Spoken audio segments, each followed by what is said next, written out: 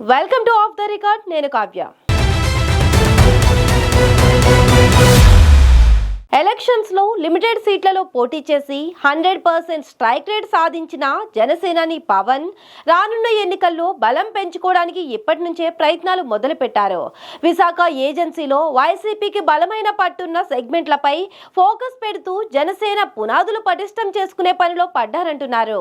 మన్యం ప్రజల అభివృద్ధి మంత్రం పఠిస్తున్న డిప్యూటీ సీఎం రాష్ట్ర ప్రభుత్వం దగ్గర డబ్బులు లేకపోయినా, సొంత శాఖ నుంచి నిధులు ఇవ్వలేకపోయినా కేంద్ర ప్రభుత్వ నిధులను తెచ్చి గిరిపుత్రులకు రోడ్లు, తాగునీరు అందించడానికి ప్రయత్నం చేస్తుండడం అందులో భాగమే అంటున్నారు.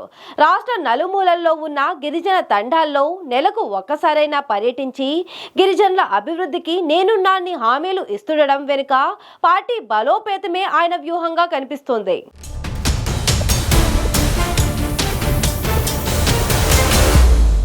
ఉప ముఖ్యమంత్రి పవన్ కళ్యాణ్ ఆంధ్రప్రదేశ్ పంచాయతీరాజ్, గ్రామీణాభివృద్ధి, గ్రామీణ నీటి సరఫరా, పర్యావరణం, అటవీ, సైన్స్ అండ్ టెక్నాలజీ వంటి కీలక శాఖల బాధ్యతలు నిర్వహిస్తున్నారు.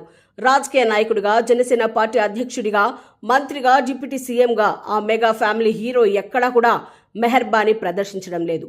ఫోకస్ అంతా తన శాఖల పనితీరుపై పెడుతూనే అడవులు, కొండలు, గుట్టలు, గిరిజన తండాలపై ప్రత్యేక దృష్టి సారిస్తున్నారు.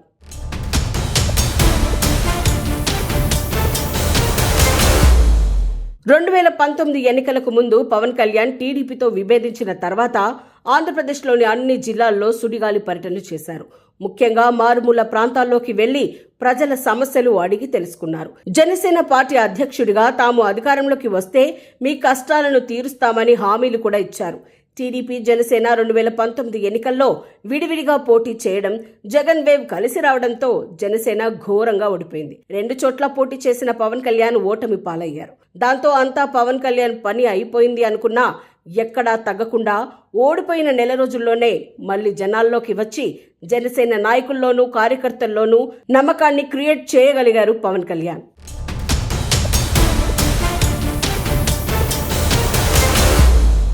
రెండు 2024 ఎన్నికలకు ముందు టీడీపీతో పొత్తు పెట్టుకుని ఎన్నికల్లో గెలిచి డిప్యూటీ సీఎంతో పాటు అనేక శాఖలకు మంత్రిగా బాధ్యతలు నిర్వహిస్తున్నారు.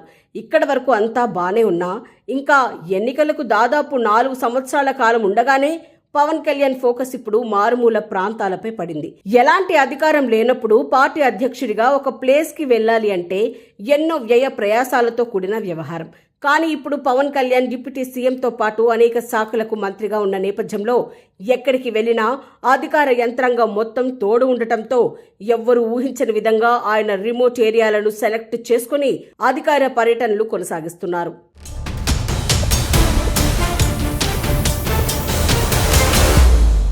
ముఖ్యంగా పవన్ కళ్యాణ్ ఫోకస్ అంతా గిరిజన గ్రామాలు, కొండలు, గుట్టల ఏరియాల్లో నివసిస్తున్న వారిపైనే ఎక్కువగా కనిపిస్తోంది.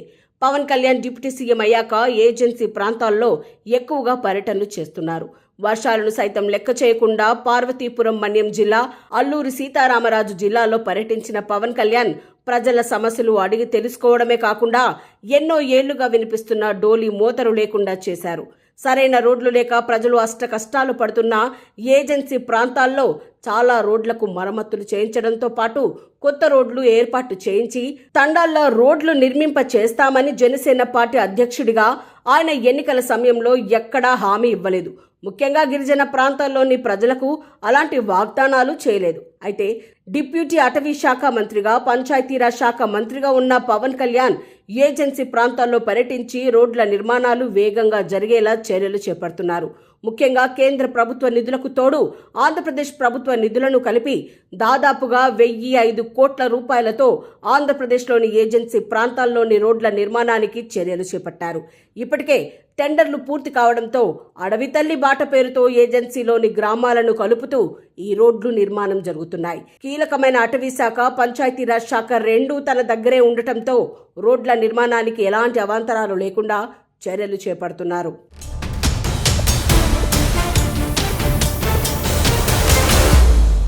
పవన్ కళ్యాణ్ ఫోకస్ అంతా ఉత్తరాంధ్రతో పాటు ఆంధ్రప్రదేశ్లోని వివిధ ఏజెన్సీ ప్రాంతాలపై పెడుతూ ఉండటం చర్చనీయాంశంగా మారింది. ముఖ్యంగా ఉత్తరాంధ్ర ఏజెన్సీ ప్రాంతాల మీద పవన్ కళ్యాణ్ దృష్టి సారించడంతో 2029 ఎన్నికలకు ఇప్పటి నుండే కసరత్తు ప్రారంభించారని చర్చ కొనసాగుతోంది.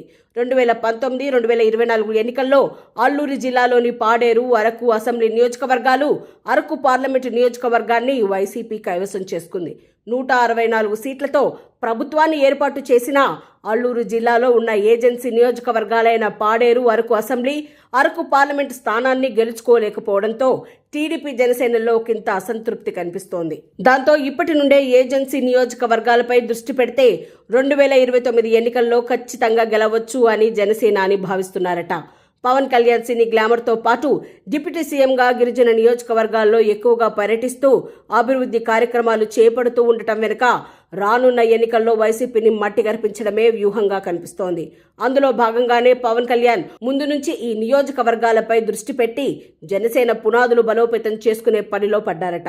దీనికి తోడు ఇప్పటికే కేంద్ర ప్రభుత్వం అందించే ఎన్నో నిధులను ఏజెన్సీ ప్రాంతాలకు ఉపయోగిస్తూ ఇతర కార్యక్రమాలకు డైవర్ట్ కాకుండా చేయడంలో పవన్ కళ్యాణ్ ప్రధాన పాత్ర పోషిస్తున్నారు.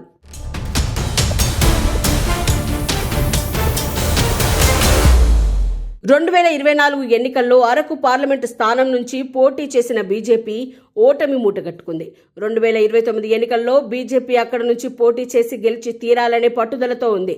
ఏపీలో జనసేనతో పాటు బీజేపీ బలోపేతం బాధ్యతలు కూడా తన భుజాలపై మోస్తున్న పవన్ కళ్యాణ్ జనసేన నుండి అరకు, పాడేరు ఎమ్మెల్యేలతో పాటు బీజేపీ అరకు ఎంపీ సీటు గెలిచేలా ఇప్పటి నుంచే ప్రణాళికలు రచిస్తున్నట్లు జోరుగా ప్రచారం సాగుతోంది. ప్రతి నెల పవన్ కళ్యాణ్ గిరిజన నియోజకవర్గాల్లో పర్యటిస్తానని ప్రకటించడం వెనుక ఉత్తరాంధ్రలో ఎక్కువ సీట్ల నుంచి పోటీ చేయడమే పవన్ వ్యూహం అంటున్నారు.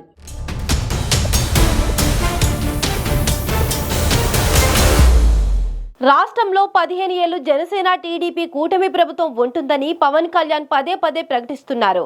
ఆ క్రమంలో రానున్న ఎన్నికల్లో ఉత్తరాంధ్ర, ఉభయ గోదావరి జిల్లాలతో పాటు రాయలసీమలోని కొన్ని ప్రాంతాల్లో ఎక్కువ సీట్లు డిమాండ్ చేయడానికి ఆయన వ్యూహాత్మకంగా పావులు కదుపుతున్నారట. పంచాయతీరాజ్, అటవీ శాఖ, సైన్స్ అండ్ టెక్నాలజీ శాఖలతో కింది స్థాయి వర్గాలతో పాటు చదువుకున్న వర్గాలను, ప్రజలను తరచూ కలిసే అవకాశం ఉంటుంది. అదే జనసేన పార్టీ ఎదుగుదలకి ఉపయోగపడుతుందని భావిస్తున్న పవన్ కళ్యాణ్ కొంచెం సమయం దొరికినా ఆలోచించకుండా ఏజెన్సీ ఏరియాలో వాలిపోతున్నారట. మరి పవన్ ఆలోచన విధానానికి ఏజెన్సీ నియోజకవర్గాల్లోని ప్రజలు ఎలా రెస్పాండ్ అవుతారో, కూటమిలో ఉన్న నాయకులు పవన్ ఏ స్థాయిలో సహకరిస్తారో చూడాలి.